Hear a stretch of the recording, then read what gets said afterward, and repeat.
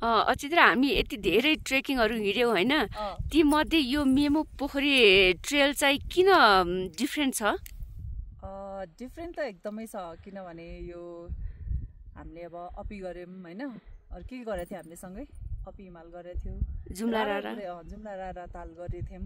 ताल त ताल, यो पनि तालै हो, तर यहाँ आउनसम्म जुन एडभेन्चर हामीले पार गऱ्यौँ नि, एक्सपिरियन्स गऱ्यौँ नि, त्यति बेला त किन आए जस्तो भएको थियो नि होइन, तर माथि आइसकेपछि यो भ्यू देखेपछि चाहिँ वाउ, अलिक यो त स्वर्गै हो क्या।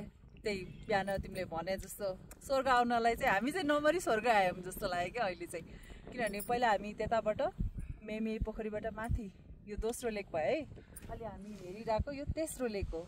योभन्दा माथि जुन चाहिँ मेन पोखरी चाहिँ आमा पोखरी रे होइन, त्यसको नाम चाहिँ दुध पोखरी पनि। यहाँबाट चाहिँ 1-2 घन्टा जस्तो नै लाग्छ, तर हामी चाहिँ अझै फोटोसुटमा यहाँ बिजी छौँ, त्यही भएर यहीँ रुम लिइरहेछौँ।